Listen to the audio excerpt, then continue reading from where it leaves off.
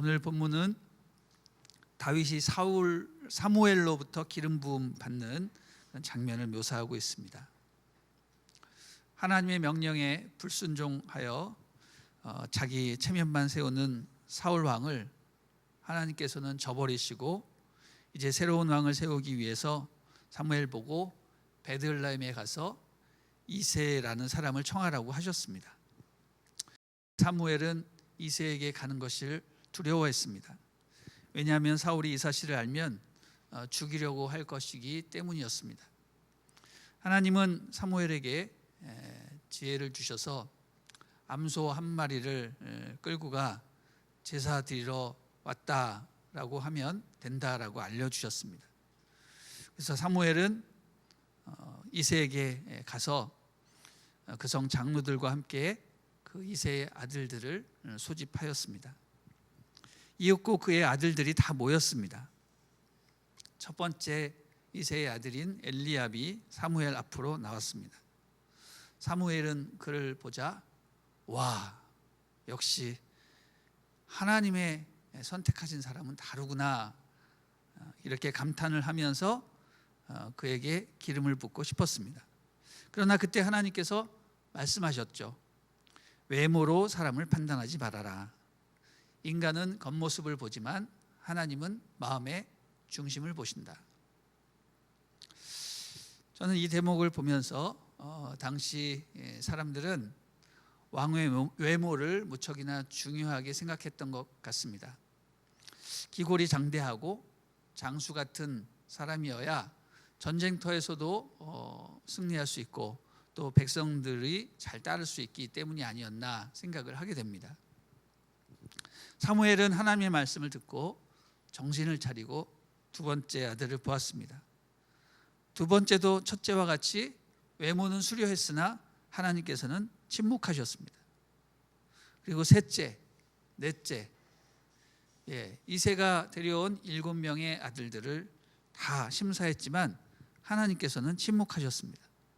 그래서 사무엘은 이새에게 또 다른 아들이 없냐고 물어보았습니다. 그러자 이새는 말끝을 흐리면서 막내가 있긴 합니다만 하면서 그는 지금 양떼를 지키고 있다고 했습니다. 여러분, 이게 무슨 뜻일까요? 아버지 식견에는 그 막내 아이가 너무 어리고 연약해서 안 불러도 된다고 생각했던 것 같습니다. 여러분, 우리도 그렇지 않습니까? 아직 어리고 미숙한 사람을 리더로 세우기에 어려워서 아예 후보에조차도 올리지 않는 그런 경우가 허다합니다. 저는 사남매 중에 막내로서 자랐기 때문에 늘 나이 많은 형님 누나들 사이에서 깍두기 취급을 받곤 했습니다. 나도 할 수 있는데 왜 자꾸 나를 이렇게 어린아이 취급하나 매사에 불만이 많았습니다. 아버지가 막내를 부르지 않은 것은 그를 아들 취급하지 않았기 때문이 아니라 아마도 형들이 먼저 출세해야 된다라고 생각했기 때문이 아닌가 싶습니다. 아니면 우리가 잘 아는 영화 나홀로 집에와 같이 자식들이 너무 많기 때문에 아들이 하나 빠졌는데도 부모가 인지하지 못했을 수도 있는데 나중에 이새가 막내는 지금 양들을 지키고 있습니다라고 하는 것을 볼 때 그것도 아닌 것 같고, 왜 그랬을까 생각을 해보면 또 이럴 수도 있습니다. 형들이 모든 그 자기의 일들을 책임을 다 막내에게 미루고 집으로 다 달려 들어갔기 때문에 막내가 어쩔 수 없이 형들이 맡을 그런 양떼들까지 다 치고 있었을지도 모르겠습니다. 아무튼 확실한 것은 인간적으로 보기에 형들이 더 뛰어나지 다윗은 아직 어리고 양이나 지켜야 하는 그런 보잘것없는 그런 아이로 취급했다라는 것입니다. 그럼에도 불구하고 다윗은 한마디 불평 없이 양들을 지키고 있었습니다. 그래서 하나님의 선지자가 찾아왔을 때 뭐라고 했습니까? 다윗은 양들을 섬기고 있다. 다윗은 양들을 섬기고 있었다. 여러분, 저는 이것이 엄청난 축복이라고 생각을 합니다. 생각해 보십시오. 예수님께서 재림하셨을 때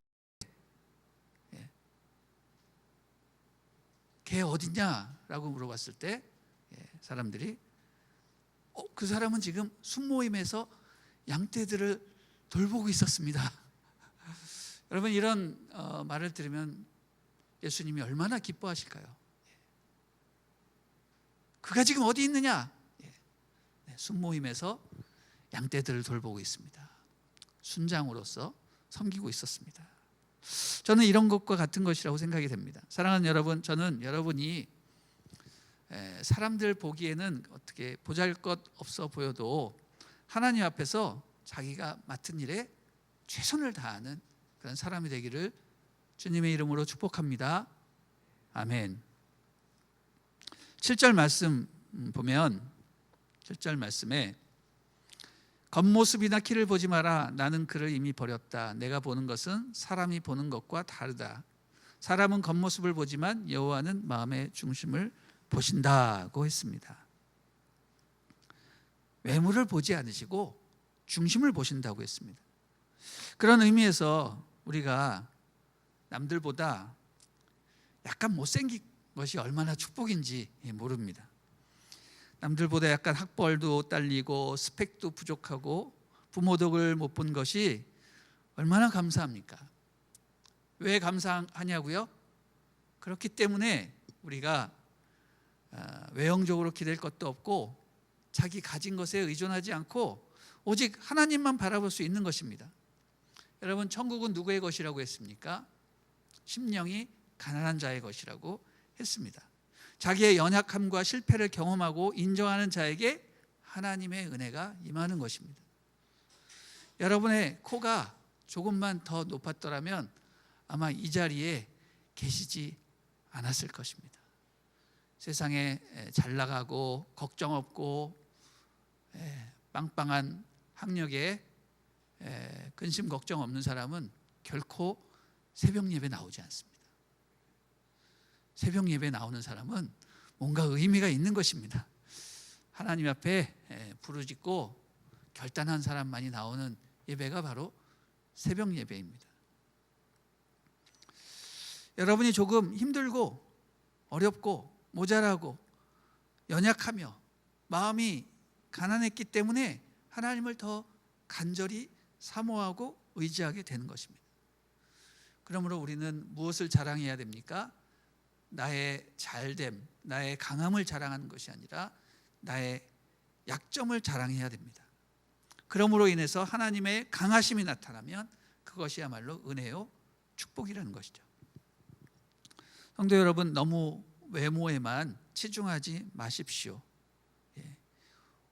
오늘날의 세상은 외모 지상주의죠. 그러나 그것은 잘못된 것입니다. 겉으로 보이는 외모는 결코 오래가지 않습니다. 오직 내면이 충실한 사람들만이 시간이 갈수록 빛이 나는 것입니다. 하나님께서 이새의 큰아들 엘리압에 대해 뭐라고 하셨습니까? 7절 말씀 보면 외모를 보지 말고 중심을 보라고 하시면서 어떤 얘기 하십니까? 나는 이미 그를 버렸노라. 이런 충격적인 표현을 하십니다.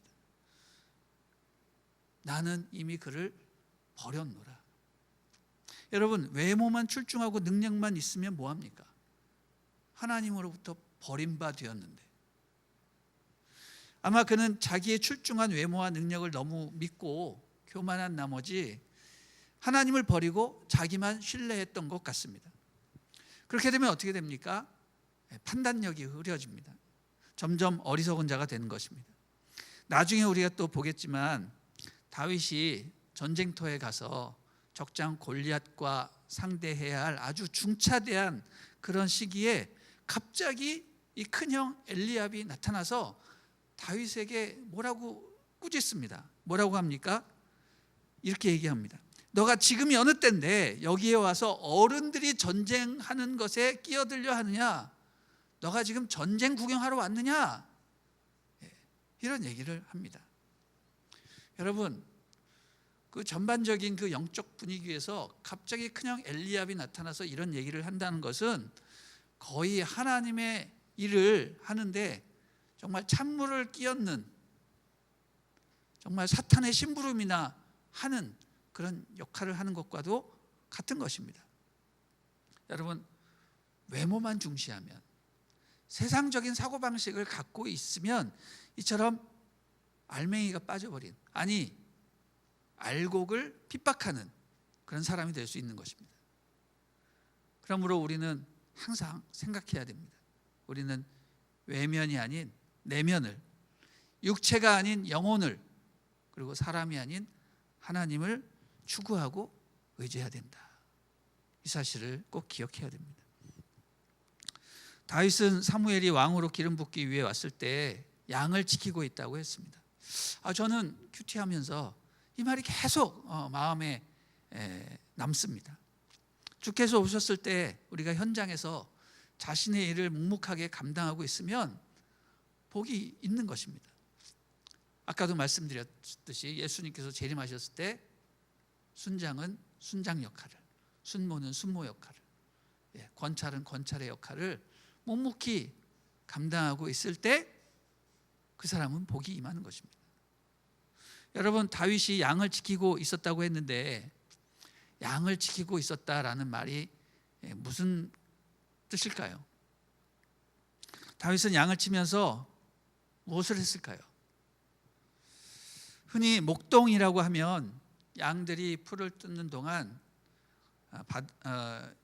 한가하게 바위 위에 누워서 휘파람이나 부는 그런 놀고 먹는 그런 한가한 작업이라고 생각하기 쉬운데 결코 그렇지 않습니다. 다 같이 사무엘상 17장 34절 37절을 읽어보도록 하겠습니다. 자, 읽어주세요. 시작. 그러나 다윗이 사울에게 말했습니다. 왕의 종인 저는 아버지의 양들을 지켜왔습니다. 사자나 곰이 나타나 양을 훔쳐가면 뒤쫓아가서 때려 쓰러뜨리고 그 입에서 양을 구해냈습니다. 그리고 제게 달려들면 털을 움켜잡고 때려 죽였습니다. 사자도 죽이고 곰도 죽였습니다. 저 할례 받지 못한 블레셋 사람도 그 짐승들 가운데 하나처럼 될 것입니다. 살아계신 하나님의 군대를 모욕한 사람을 어찌 그냥 내버려 둘 수 있단 말입니까? 사자의 발톱과 곰의 발톱에서 저를 구해내신 여호와께서 저 블레셋 사람의 손에서도 구해내실 것입니다. 사울이 다윗에게 말했습니다. 가거라, 여호와께서 너와 함께 하시기를 바란다. 아멘. 자, 다윗이 골리앗과 싸우기 전에 사울 왕에게 가서 간증한 그 내용을 들어보면 그가 목동으로 있었을 당시 짐승들이 나타나 양을 물고 가면 쫓아가서 그 짐승들과 싸워 양을 구출해 왔다라는 것을 알게 됩니다. 그는 비록 나이 어린 목동이었지만 양을 해치려 나타나는 맹수들과 용감히 싸웠다는 얘기입니다. 여러분, 다윗이 싸운 맹수는 개나 고양이 수준이 아닙니다. 그것은 사자나 곰입니다. 사자나 곰이 얼마나 무섭고 강력합니까? 섣불리 달려들었다가는 자신도 죽을 수 있는 상황입니다. 그러나 그는 목숨을 걸고 양들을 구했습니다. 저는 예수님의 말씀이 생각났습니다. 예수님이 뭐라고 말씀하셨습니까? 요한복음 10장 11절에 선한 목자는 양들을 위하여 목숨을 버린다. 선한 목자는 양들을 위해 목숨을 버린다. 다윗은 한마디로 말해서 예수님께서 인정한 선한 목자였던 것입니다. 다윗은 무시무시한 짐승이 또다시 나타나 양을 물어갈까 봐 이제는 강력한 무기를 개발하죠. 그게 뭡니까? 물매입니다. 물매. 사자나 가까이서가 아닌 먼 거리에서 물리칠 수 있는 방법. 여러분, 손으로 돌을 던지는 것하고 물매를 던지는 것하고는 천지 차이가 있죠. 물매는 원심력을 이용해 가지고 돌멩이의 파워를 아주 극대화시킨 강력한 무기라고 할 수 있습니다. 그는 매일 물매를 연습하여서 정확도를 높이고 맹수가 다가오면 그 물매로 맹수들을 먼 거리에서 물리쳤던 것입니다. 물매는 아주 강력한 무기였고 다윗은 그것을 잘 활용하는 용사였습니다. 여러분, 다윗이 어느 날 정말 형의 얘기처럼 룰루랄라 도시락 배달하다가 하나님을 모욕하는 골리앗을 만나고 그때 순간 의분에 넘쳐서 저놈 내가 죽여야 되겠다 해서 싸운 것이 아니라는 것입니다. 다윗은 그 목동으로 있으면서 엄청난 훈련을 한 것입니다. 사자나 곰을 죽이면서 그는 전사로 양육이 되고 있었습니다. 골리앗을 보면서 내가 과연 저 사람과 싸워서 이길 수 있을까? 그런 걱정을 한 것이 아니라 그는 골리앗을 보자마자 한 마리의 거대한 곰으로 본 것입니다. 그래서 저 사람은 한 방으로, 물매 한 방으로 물리칠 수 있겠다, 자신감이 생긴 것이죠. 여러분, 하나님의 사람은 그냥 어느 날 갑자기 은혜 받고 능력 받아 가지고 하는 것이 아니라 평소에 기도가 쌓이고 예배가 쌓이고 선한 행실로 단련이 되어서 결정적인 순간에 자연스럽게 그것을 극복하는 그런 사람들이 진정한 하나님의 사람이라고 말할 수 있습니다. 그래서 우리는 깨닫게 됩니다.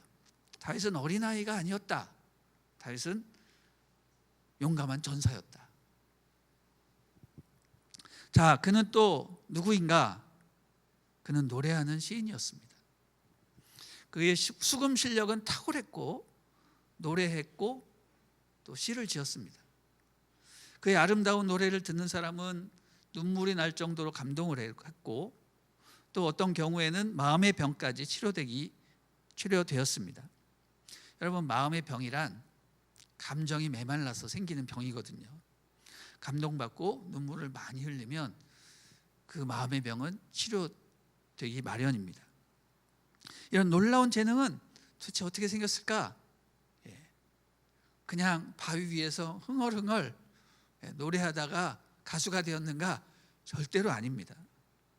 그는 목동으로 있으면서 심심함을 이겨내기 위해서 매일 조금씩 하프를 연주한 것이었습니다. 상상해 보면 다윗은 바위 위에 앉아서 초원 위에 피어오르는 그런 뭉게구름을 보면서 흥얼흥얼 하나님을 찬양했을 것입니다.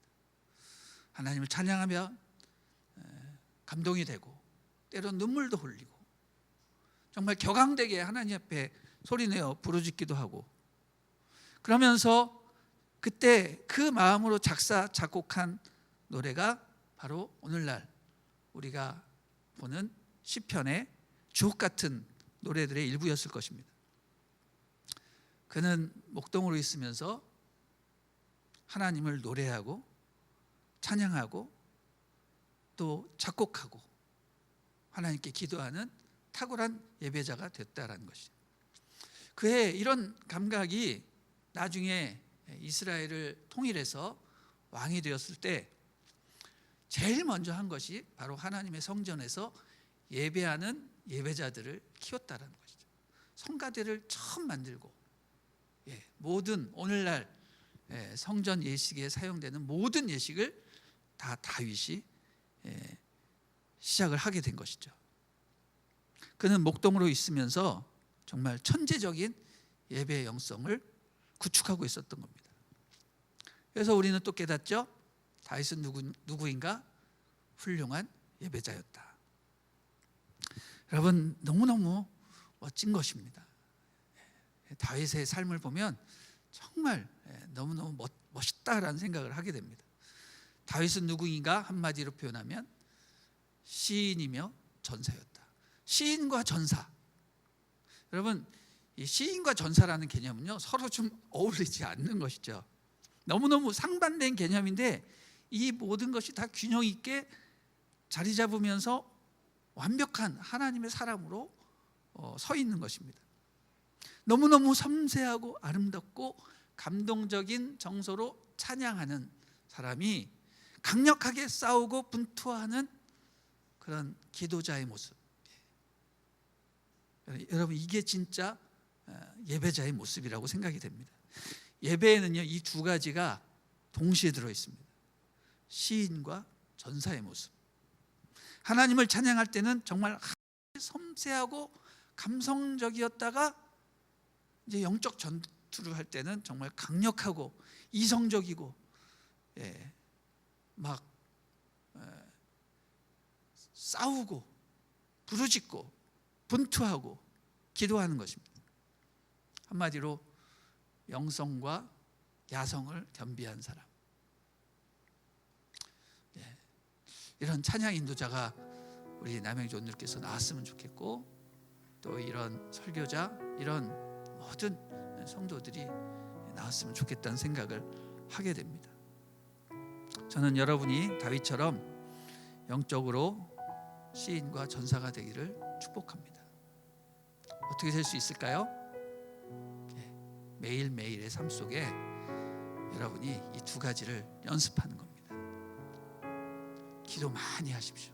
여러분의 영성을 많이 채우시고, 또 큐티하고 자꾸 적고 문학성도 키우시고, 직장에 가서는 정말 열심히 최선을 다해서 이성적으로 체계적으로 사람들에게 칭찬받는 열심히 일을 하고, 그런 모든 것에 최선을 다하는 사람들이 바로 영성과 야성을 겸비할 수 있게 되는 것임을 믿습니다. 그래서 마지막 세대에 하나님께 준비되고 하나님께 쓰임받는 거룩한 시인과 전사가 되기를 주님의 이름으로 축원합니다.